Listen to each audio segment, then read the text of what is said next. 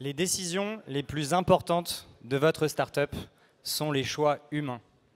C'est vrai quand vous y pensez. Là, vous êtes là, vous allez monter votre boîte, vous allez designer votre logo, vous allez choisir un graphiste. Si vous choisissez un autre graphiste, à la place d'avoir un logo rouge, vous allez peut-être avoir un logo vert. Les choix humains restent les choix les plus importants dans votre startup. Je m'appelle Damien Morin et ce soir, je vais vous expliquer comment vous entourer des meilleurs. Pour ceux qui ne me connaissent pas, je suis le CEO de Mobile Club. Mobile Club, c'est un service de location de smartphones sur Internet. Nos clients préfèrent louer un téléphone 30 € par mois en moyenne, plutôt que de payer un SMIC pour leur téléphone. Ça se passe super bien en vrai. On a 50 000 clients, on existe depuis 4 ans, c'est une bête de boîte. Je suis très fier de ce qu'on a construit. Et avant ça, j'ai été très médiatisé pour avoir lancé une autre boîte qui s'appelle Save. Save, c'est toujours aujourd'hui le plus gros réparateur de smartphones en Europe. On est présent dans 6 pays, il y a un peu plus de 300 magasins. Donc pour ceux qui ne connaissent pas Save, peut-être que vous avez déjà rencontré des petits points de vente rouges et blancs situés dans les allées des centres commerciaux, où vous pouvez faire vos réparations en une vingtaine de minutes, changer un écran, changer une batterie, voilà, des choses comme ça. Save, c'est une histoire de croissance fulgurante. Aujourd'hui, on n'a plus l'habitude dans les startups de croissance fulgurante. Aujourd'hui, les startups, elles communiquent sur leur levée de fonds. Les levées de fonds sont devenues tellement insolentes, les valos sont devenus tellement incroyables que la réalité, c'est que les startups, elles communiquent plus du tout sur leurs éléments business. On communique sur des valos à 1 milliard, on communique sur des tours à 300 millions. Mais en fait, c'est des boîtes qui, pour la plupart, et vous le savez tous, font 10, 20, 30, 40 millions de chiffre d'affaires. Moi, je vais vous donner quelques exemples de ce que c'est qu'une croissance fulgurante. Save, c'est une boîte que j'ai lancée en 2013. À l'époque, j'étais comme vous, j'avais 22 ans. J'étais en école de commerce, en 4e année d'école de commerce. J'étais en master finance. Concrètement, j'ai lancé un petit magasin situé dans le 16e arrondissement qui faisait 25 mètres carrés. Il faut que vous imaginiez 4 murs, un comptoir, un technicien derrière le comptoir qui pouvait faire vos réparations rapides. Moi, j'avais 2 employés. Je faisais des allers-retours entre l'école et le magasin pour pouvoir le gérer. On a lancé ce magasin en février 2013 et je vous dis la vérité, c'était un carton. Après 3 mois, j'ai recruté un 3e technicien. Après 6 mois, j'ai pris un atelier en plus du magasin pour désengorger le magasin de tout le volume qu'on avait. Et donc très vite, on a ouvert en 2014 un 2e magasin, un 3e magasin, un 4e magasin. Et on a attaqué l'année 2015 au 1er janvier avec 5 points de vente. Au 31 décembre de la même année, en 2015, on avait 147 magasins dans 6 pays d'Europe. Au 1er janvier 2015, on était 25. Au 31 décembre, on était 500.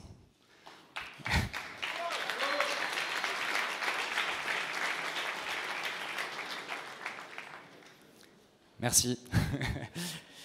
Concrètement, pendant l'année 2015, j'ai fêté mes 25 ans avec 500 employés. J'ai fait ma remise de diplôme en 2015. Le jour où on m'a donné mon diplôme, j'avais 320 employés. C'était un peu démesuré. En janvier 2015, on faisait 100 000 € de chiffre d'affaires sur le mois de janvier. En décembre 2015, on faisait plus de 100 000 € par jour. Et en fait, on m'a souvent évidemment demandé comment on a fait ça, comment ça s'est passé. La raison, en réalité, j'ai toujours donné des raisons pratiques. En fait, il y a des solutions pour tout. Comment on a fait pour financer ? On a levé 15 millions d'euros avec ID Invest, le plus gros fonds français. Les magasins, concrètement, ça veut dire qu'on ouvrait un magasin par jour. On les ouvrait par grappe. Ça veut dire que le lundi, j'ouvrais un 1er magasin à Bordeaux, le mardi, un 2e magasin autour de Bordeaux, le mercredi, un autre magasin encore autour de Bordeaux. Et en fait, on faisait des batchs d'ouverture de magasins. Comment on fabrique des magasins un par jour ? On a construit notre mobilier en série en Chine.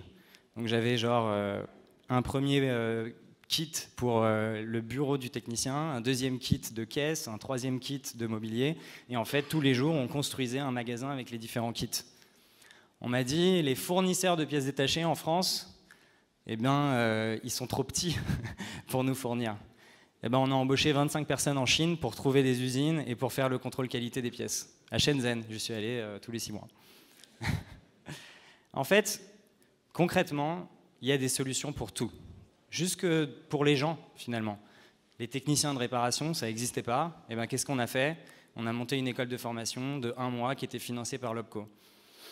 Et avec un peu de recul, quelques années après, j'ai pu vraiment réfléchir profondément à qu'est-ce qui s'était passé. Puis on est venu me raconter aussi des anecdotes. La raison pratique passe sur le fondamental. On a construit des guerriers. On était 500 guerriers, prêts à déplacer des montagnes. Il y avait un problème, on le contournait. Il y avait un problème, on le surmontait. Systématiquement, on trouvait des solutions. Systématiquement, on passait le cap. Et pour ça, en fait, on a construit une culture d'entreprise violente. Une culture d'entreprise, contrairement à ce que certains groupes de temps en temps pensent, ça fait bien, le marketing, etc. La culture d'entreprise, c'est quelque chose qui vient de vos tripes. La culture d'entreprise, d'ailleurs, il n'y a pas une bonne ou une mauvaise culture d'entreprise. Une culture d'entreprise, c'est une culture qui vous ressemble. Et c'est très, très important, dès le premier jour, de construire votre culture de boîte. Alors, j'ai pris quelques notes sur ce qui, selon moi, a le plus d'importance quand vous construisez votre boîte et que vous construisez justement tout ce capital humain. La première chose qui est très importante, c'est votre raison d'être. Ça paraît, encore une fois, un truc de grand groupe, les missions, etc. de l'entreprise, mais je vous jure que c'est vrai. Qui vous êtes, où vous allez, quel est votre projet? Martelez-le, expliquez-le à chacun des nouveaux collaborateurs qui débarquent dans votre entreprise. Le deuxième élément, c'est les rituels. Des rituels, en fait, il y en a plein dans une entreprise. Et un rituel, c'est pas jeudi pizza, hein, et série, je sais pas quoi, tout le monde choisit son film, machin. Un rituel, c'est quelque chose qui est particulier, qu'on trouve quelque part dans une boîte, mais qu'on ne trouve pas ailleurs. Chez Save, par exemple, moi, je faisais un talk à toute la boîte, le lundi matin, pour tous les mettre en ordre de bataille, en mode la guerre. Le troisième élément, ça, c'est des choses qui s'écrivent, c'est les valeurs de votre boîte. Les valeurs de votre boîte, on devrait être capable quasiment de dire l'inverse de cette valeur dans une autre boîte. C'est encore une fois, c'est quelque chose qui est vraiment profondément ancré dans les fondateurs, dans les fondements de la boîte, et qui justement devrait inspirer ou non vos collaborateurs ou les futurs recrutés. Alors les valeurs de Save, on les avait écrites sur les lettres de Save, c'était plus facile à retenir. Le S de Save, c'était Ship it fast and keep it simple. Concrètement, ça se retrouvait dans plein d'éléments de la boîte. Je vous donne un exemple très bête. Chez Save, je disais souvent que la réponse rapide à un email avait plus de valeur que la réponse en elle-même. Vous pouviez en fait vous tromper dans votre décision. Le simple fait de vouloir prendre la décision rapidement était quelque chose de plus important que le vrai ou le faux de la décision. Le A de Save, c'était « Ambition is not an option ». Personne ne pouvait ne pas être ambitieux dans la boîte. Concrètement, c'était vertigineux en 2015. On a ouvert quasiment un nouveau pays par mois. Et un nouveau pays par mois, ce n'était pas un site e-commerce. Il fallait que je recrute un country manager, il fallait que j'ouvre un bureau local, il fallait que j'ouvre des magasins dans chacun des pays. Et en fait, quand je raconte tout ça, je me dis qu'on était complètement tarés. Mais en fait, on y est arrivé parce que justement, c'était tellement ancré dans les valeurs, on était tellement aveuglé par la mission qu'on a réussi à le faire. Le quatrième point qui est extrêmement important, c'est le recrutement.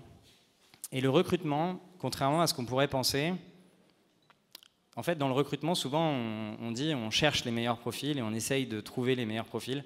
La réalité, c'est que c'est les meilleurs profils qui vous trouvent vous, et pas l'inverse.